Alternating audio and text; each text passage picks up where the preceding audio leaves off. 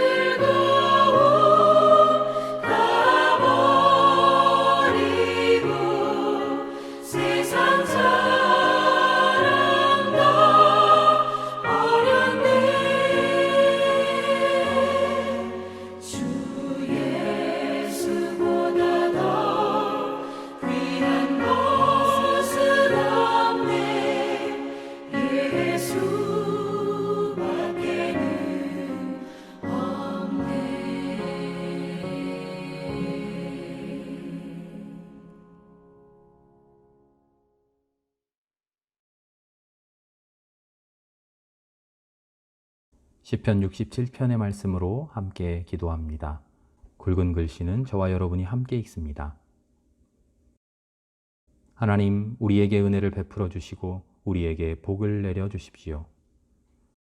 주님의 얼굴을 환하게 비추어 주시어 온 세상이 주님의 구원을 알게 하여 주십시오.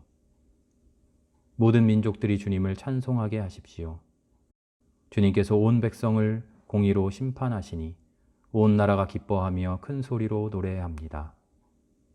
모든 민족들이 주님을 찬송하게 하십시오. 이 땅이 오곡백과를 냈으니 곧 우리 하나님께서 복을 내려주셨기 때문입니다. 하나님께서 우리에게 복을 주실 것이니 땅끝까지 온 누리는 하나님을 경외하여라. 아멘. 주님께서 주신 은총이 이미 저희 안에 가득합니다.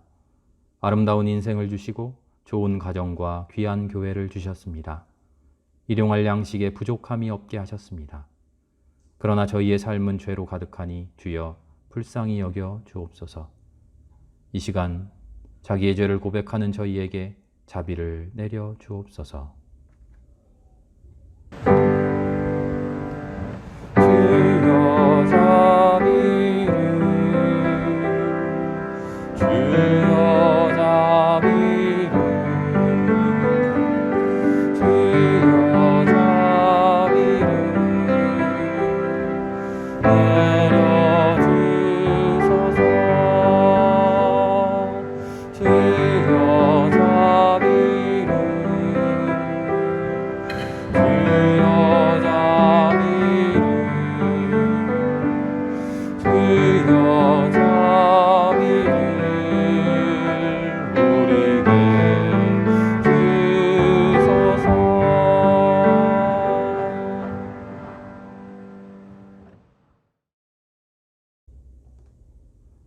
주 너희의 하나님은 은혜로우시고 자비로우신 분이시므로 너희가 그에게로 돌아오기만 하면 너희를 외면하지 않으실 것이다. 이 말씀에 의지하여 우리의 모든 죄가 용서받았음을 선언합니다. 하늘에는 영광이여, 땅에서는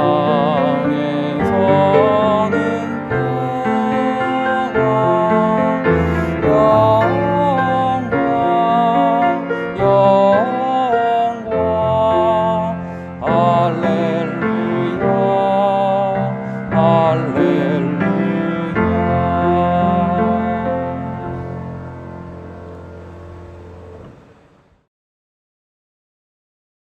지혜와 능력과 자비가 충만하신 하나님 아버지, 찬양과 감사와 영광을 드립니다. 오늘 저희들에게 거룩한 주일을 허락하셔서 주님의 보좌 앞에 나오게 하시니 감사드립니다.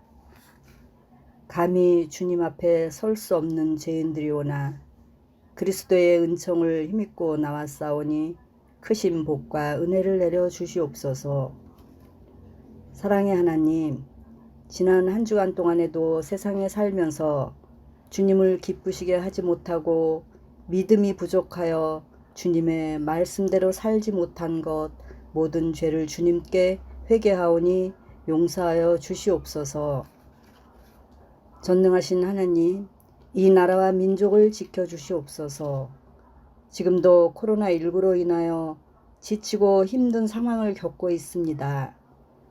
특별히 생명교회 성도들 가정마다 지켜주시고 이 시기를 잘 극복하고 건강하고 아름다운 삶을 살아갈 수 있도록 도와주시옵소서. 은혜로우신 하나님, 주님의 거룩한 몸된 교회를 위하여 기도하오니 성령께서 함께 하시는 교회가 되게 하시며 진리로 채워주시옵소서. 믿음이 연약한 심령들에게는 강하고 담대한 믿음을 허락하시고 여러 가지 고민과 근심에 빠져 있는 성도들이 있으면 그들의 무거운 짐을 주님께서 대신 맡아 주옵소서. 하나님, 저희 목사님에게 함께 하셔서 흠없이 주님의 진리의 말씀을 베풀기에 부족함 없는 능력을 허락하옵소서. 목사님의 가정과 건강도 지켜 주옵소서. 예배의 시작과 끝을 온전히 주님께 맡겨오며 이 모든 말씀을 예수님 이름 받들어 기도드립니다. 아멘.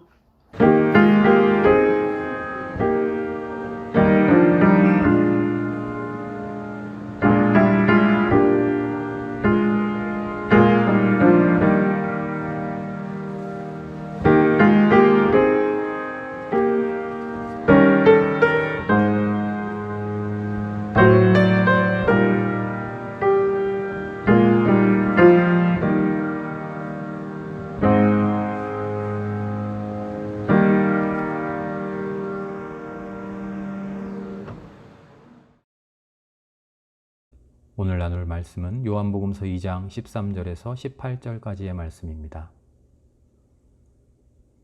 유대 사람의 유월절이 가까워져서 예수께서 예루살렘으로 올라가셨다. 그는 성전 뜰에서 소와 양과 비둘기를 파는 사람들과 돈 바꾸어 주는 사람들이 앉아 있는 것을 보시고 노끈으로 채찍을 만들어 양과 소와 함께 그들을 모두 성전에서 내쫓으시고 돈 바꾸어 주는 사람들의 돈을 쏟아버리시고 상을 둘러 엎으셨다.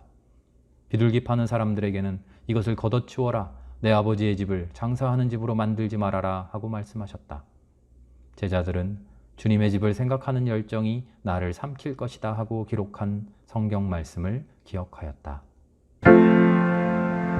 이 말씀 따라 사는 동안 지치지 않게 하시고 이 말씀 따라 사는 동안 주님 나라 이루소서.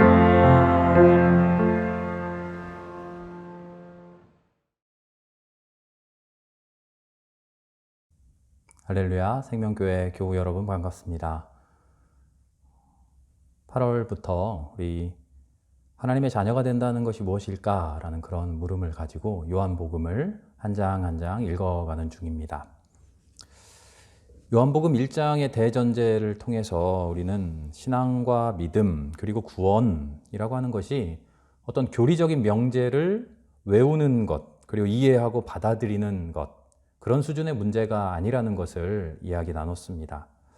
하나님이라는 존재를 느끼고 하나님과 함께하면서 하나님 안에서 궁극적인 기쁨을 누리는 것, 그렇게 삶의 근본적인 변화가 일어나는 것, 그것이 하나님의 자녀가 되는 일이라고 우리는 함께 이야기 나눴습니다. 그러기 위해서는 우리 신앙에 새로운 그러나 근본적인 위기가 닥쳐야 됩니다. 하나님을 믿는 그 신앙이 하나님과 함께 살아간다고 하는 삶 속에서의 하나님의 만남이 되지 못하고 건조한 관계, 무뚝뚝한 그런 관계에 그쳐서는 안 된다는 거죠. 하나님은 하나님이고 나는 나다 하면서 하나님을 믿는다고 하면서 교회라고 하는 건물 혹은 장소, 예배라고 하는 시간 혹은 어떤 행위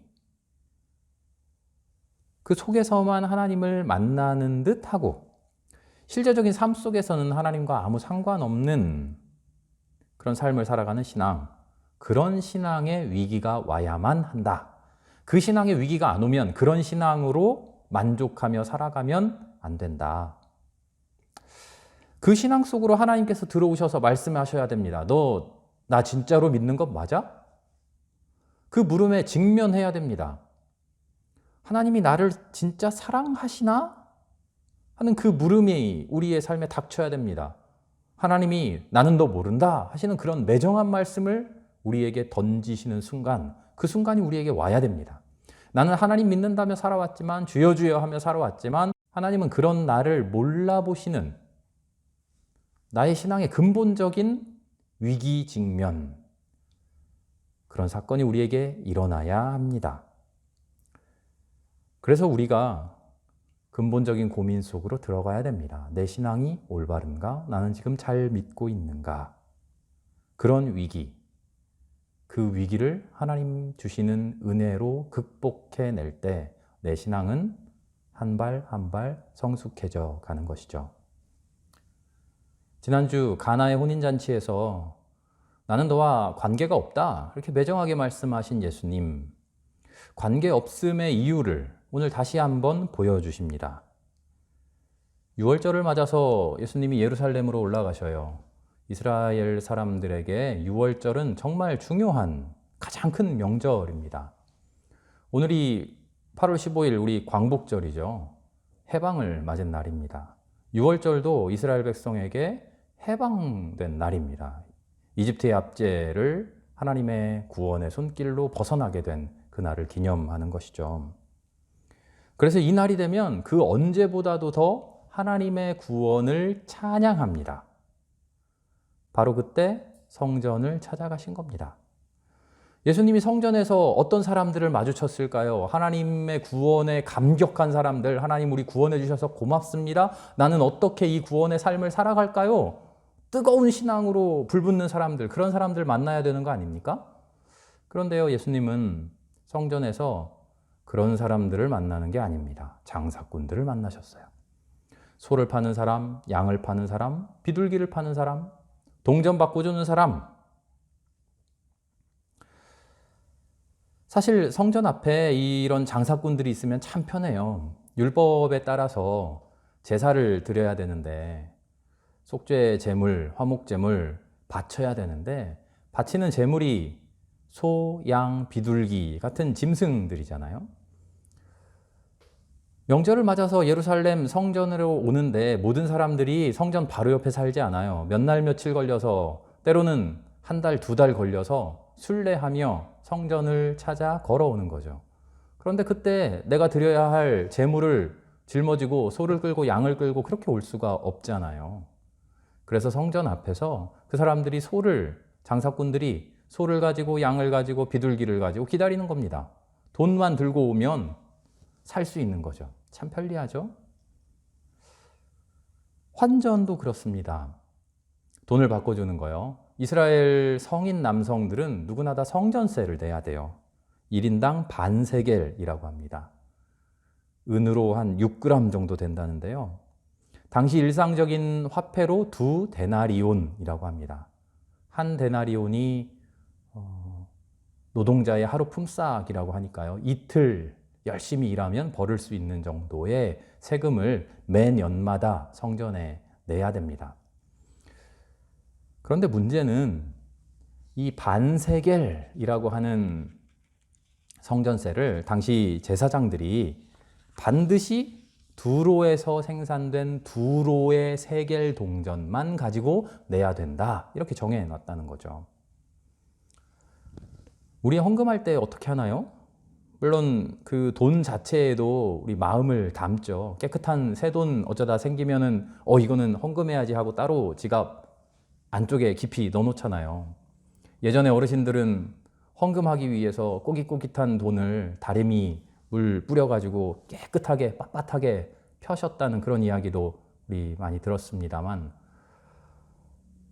돈 자체를 어떤 돈을 내는지 문제 없습니다.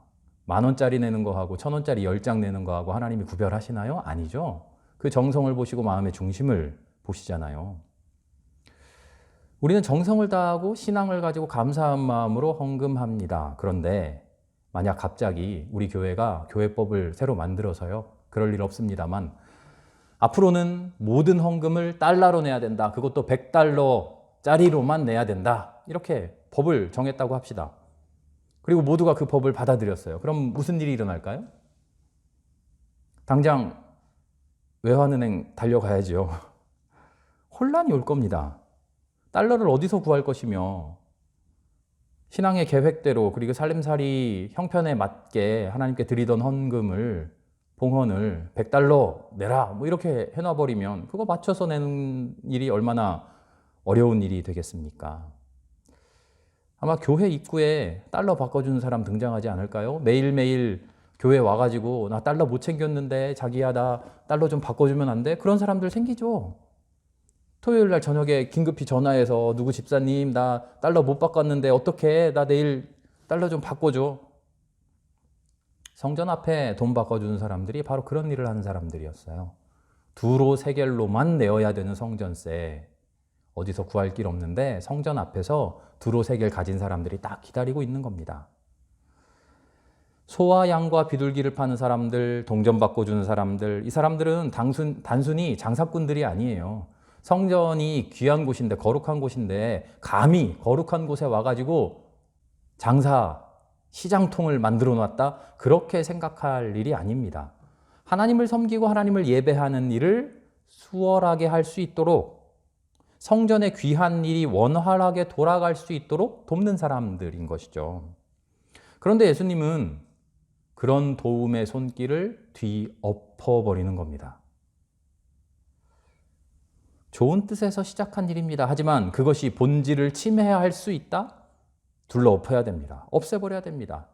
필요에 의해서 어쩔 수 없이 하는 일들, 예배를 돕고 원활하게 해주는 일이라고 해도 예배를 뒷전으로 미루게 만들고 하나님을 부차적으로 하게 만든다면 과감하게 내 삶에서 내쫓아야 되고 엎어버려야 되고 쏟아버려야 되죠. 그것이 오늘 예수님이 보여주는 신앙입니다. 나는 그런 뜻이 아닌데, 그러려고 하는 게 아닌데, 하나님을 잘 섬기려고 하는 일인데 굳이 그런 것까지 다 관둬야 돼? 아니요, 관두라는 겁니다.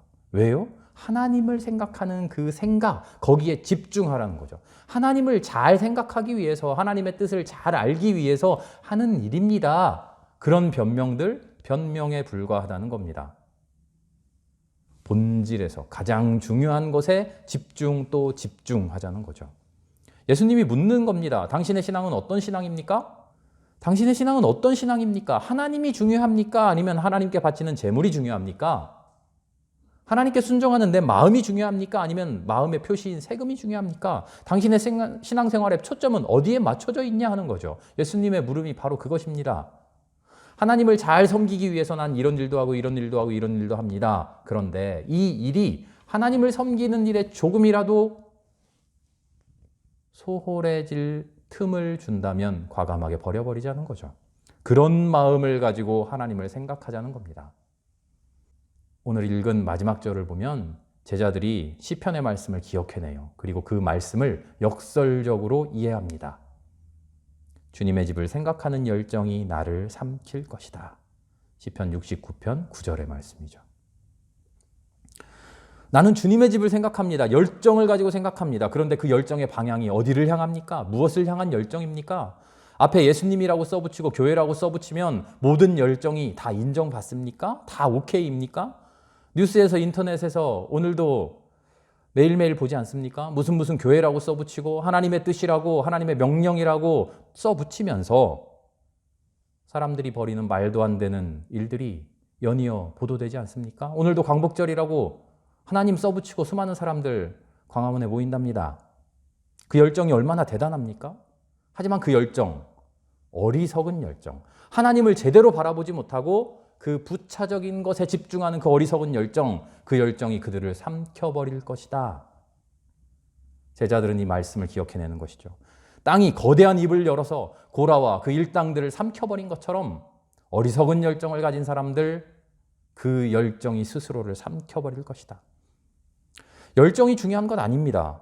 겉으로 드러나지 않는 것이 중요합니다. 마태복음, 누가복음, 마가복음, 다른 복음서에도 오늘 성전을 둘러엎으시는 이야기가 똑같이 적혀 있습니다. 그런데 오늘 요한복음에는 없는 말씀을 그곳에서 예수님은 하셔요. 내 집은 만민이 기도하는 집이다. 겉으로 드러나는 열정, 하나님의 집을 열정적으로 생각한다고 하는 그런 열정들 말고 보이지 않는 기도, 끊임없이 하나님의 뜻을 찾는 간구, 그 찾은 뜻을 이루고 싶어하는 순수한 바람, 바로 이것이 우리에게 더 필요하다는 거죠. 어떻게 하면 소와 양과 비둘기를 쉽게 조달할 수 있을까 궁리하지 말고, 어떻게 하면 성전세 바치는 일을 쉽게 할 수 있을까 궁리하지 말고, 그 일에 열정 쏟지 말고, 힘들고 귀찮고 어렵고 무의미하게 느껴지는 많은 일들이 있지만 그럼에도 불구하고, 그것이 힘듦에도 불구하고 귀찮음에도 불구하고 어려움에도 불구하고 무의미하게 회의적으로 느껴짐에도 불구하고 그 중심에 하나님이 말씀하시는 하나님의 뜻에 집중하자는 거죠. 묵묵히 끝까지 참고 견디며 마침내 그 뜻을 내 것으로 만들 때까지 집중해 보자는 거죠. 기도해 보자는 거죠. 18절까지 읽었습니다만 19절에서 예수님이 이렇게 말씀하셔요. 이런 성전이라면 싹 다 허물어 버려라. 내가 사흘 만에 다시 세우겠다.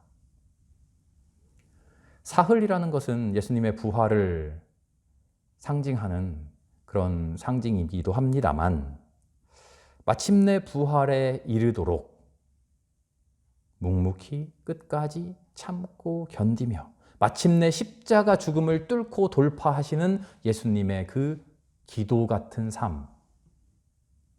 어떻게 하면 쉽게 돌아갈까? 어떻게 하면 쉽게 이 어려움 극복할 수 있을까? 어떻게 하면 하나님 섬기는 일 편하게 해볼까?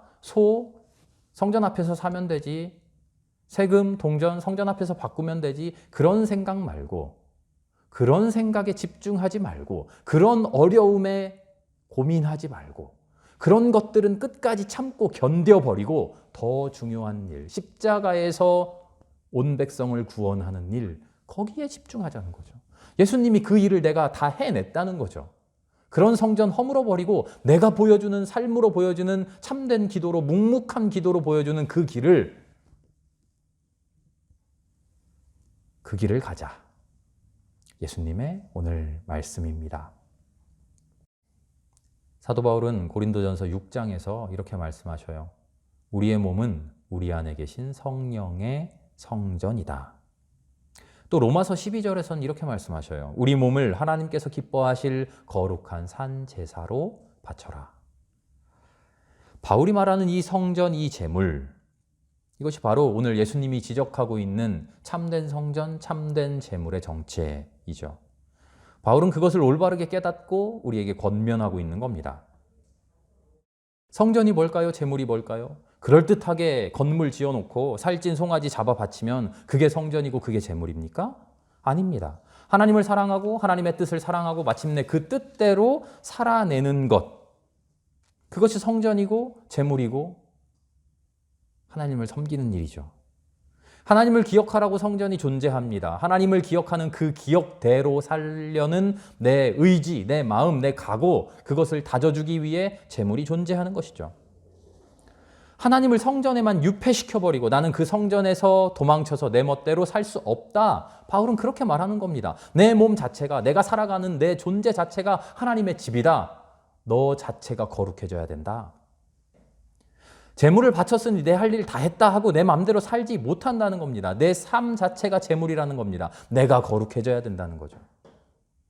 하나님은 거룩하시고 나는 그 거룩함을 찬양하고 그 거룩함에 잠시 감격해하고 그것으로 만족하는 것, 그것은 하나님의 백성이 아닙니다. 나는 부족하다고 고백하는 것이, 나는 아무것도 아니라고 내 힘으로는 아무것도 할 수 없다고 그렇게 말하는 것이 실제로 아무것도 안 해도 되는 그런 면죄부가 아니죠. 순종은 무의지적인 복종이 아닙니다. 멍하니 넋을 놓고 무작정 끌려가는 것이 아닙니다. 순종은 어디까지나 적극적인 행위입니다. 창조적인 행위입니다. 내 모든 것을 다 바쳐서 하나님께로 달려나가는 거죠. 빌립보서에서 바울이 말씀하셨던 것처럼 앞에 있는 것을 바라보면서 내 몸을 내어 밀며 끝까지 달려가는 일, 목표를 향해 다름박질하는 일, 그 다름박질이 제대로 방향을 찾아가고 있는지 돌아보는 일. 나는 부족하다는 그 고백은 이 돌아봄, 이 성찰에 도움을 주는 것이죠. 맘 편하게 들렸다가 은혜 충만히 받고 죄사함 받고 돌아가는 것이 성전 아닙니다. 성전은 하나님 앞에 두려운 마음으로 나의 삶을 제물로 내려놓는 곳입니다. 그렇게 제물로 내려놓은 내 삶이 하나님 앞에서 죽어지는 곳입니다. 그렇게 온전히 죽고 새롭게 태어남을 소망하는 곳입니다. 내가 죽었으나 내가 다시 살아나는 신비의 공간, 그 신비의 공간에서 하나님이 주시는 삶을 살아가는 것, 그것이 우리의 신앙의 신비이죠. 주님의 집을 생각하는 열정이 나를 삼킬 것이다. 시편 69편 9절의 말씀인데요.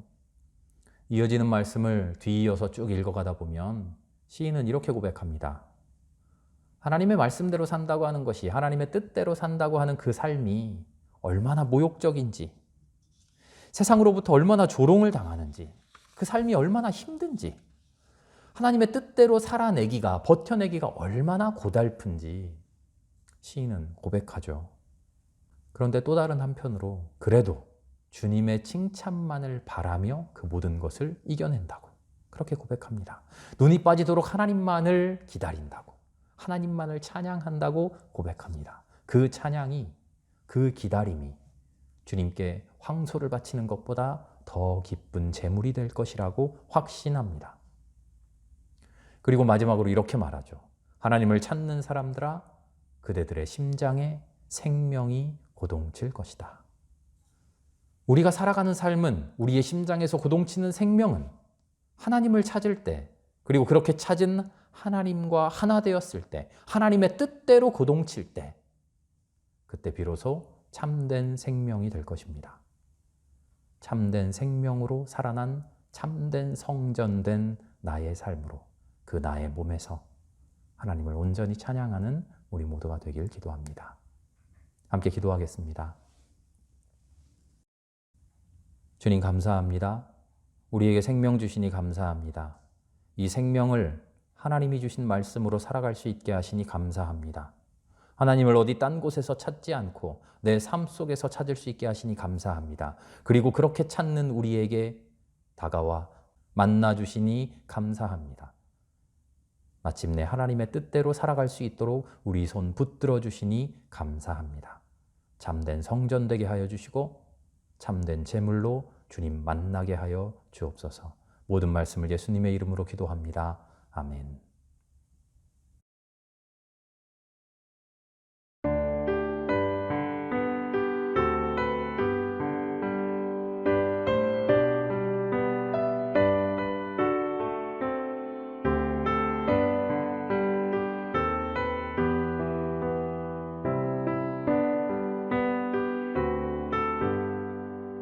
멀리 멀리 갔더니 저녁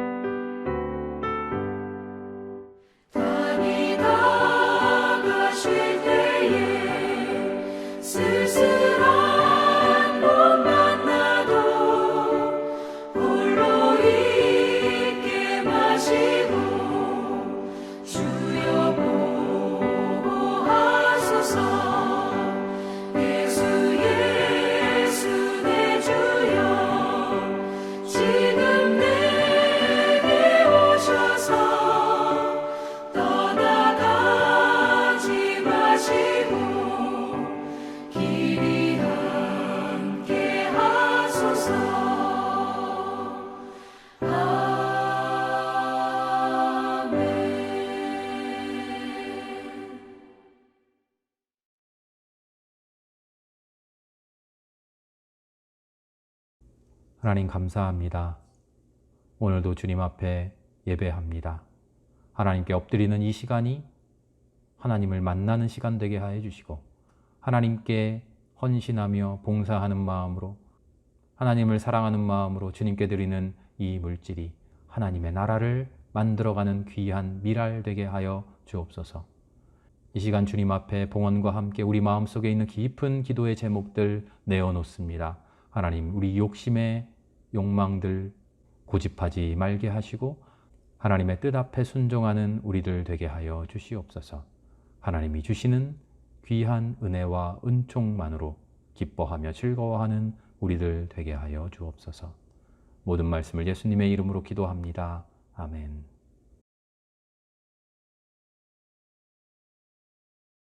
오늘은 8월 15일 광복절입니다. 평화통일주일로 함께 예배드립니다.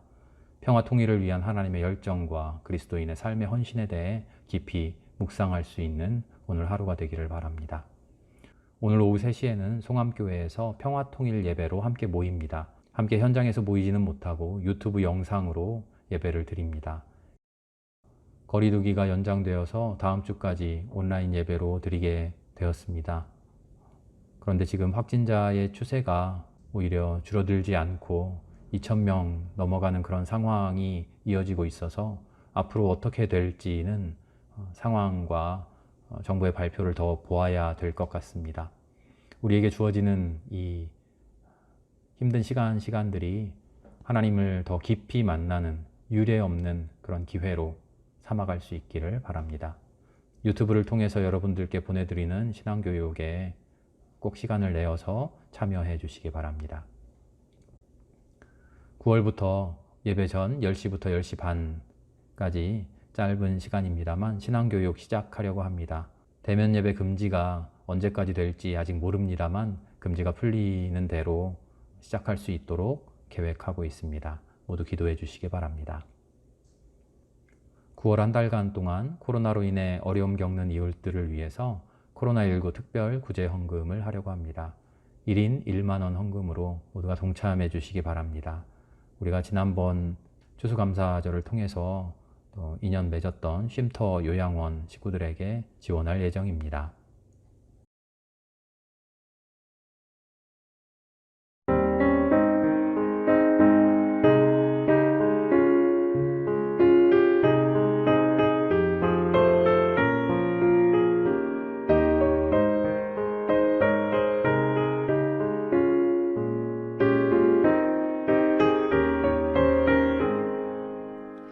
어둠 밤 마음에 잠겨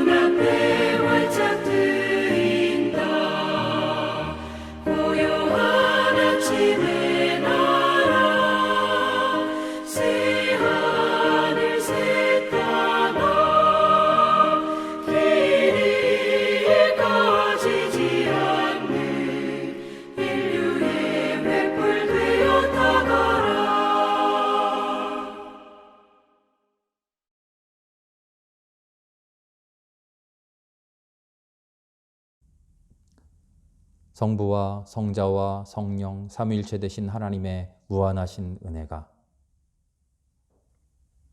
삶 속에서 하나님을 만나고 그렇게 만난 하나님과 하나 되어 살아가고 내 삶을 통해 온전히 하나님께 영광 돌리며 거룩한 산제물로 거룩한 성전으로 살아가겠다고 결단하며 돌아가는 우리 모두의 머리 위에 이제로부터 영원히 함께 계시기를 간절히 축원합니다. 아멘.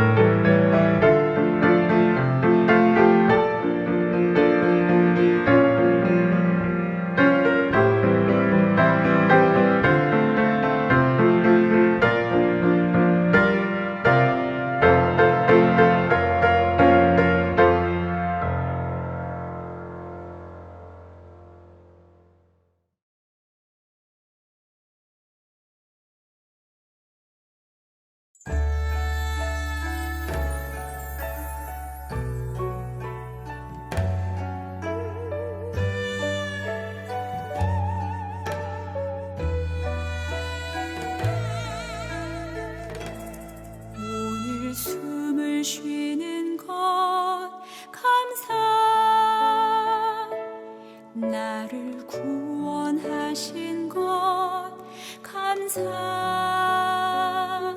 내 뜻대로 안 돼도 주가 인도하신 것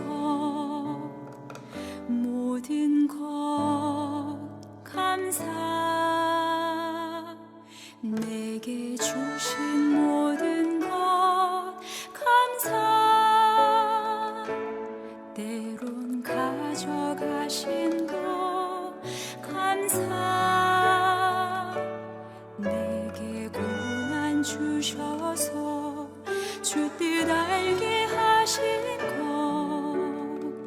모든 것 감사, 주님 감사해요, 주님 감사해요, 내가 여기까지 온 것도 은혜입니다. 주님 감사해요, 주님 감사해요, 나를 사랑하신 주 사랑 감사합니다.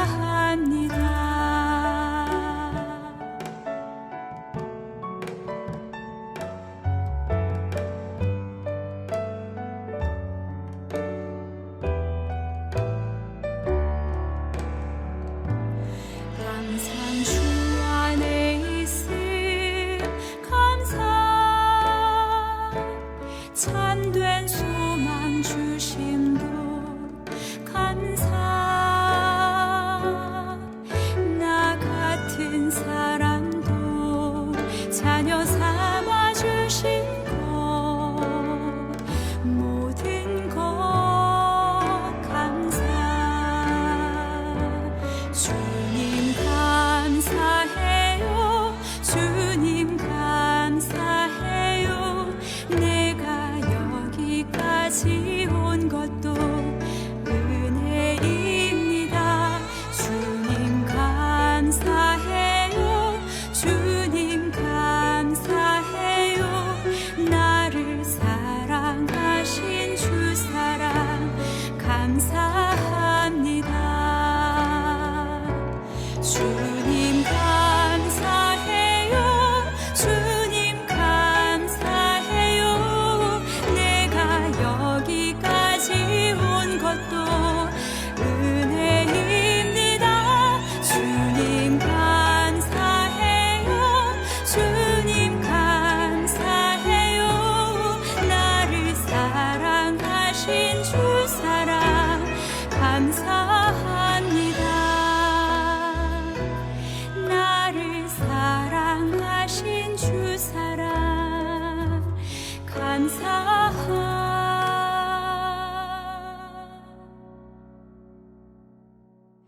오늘 숨을 쉬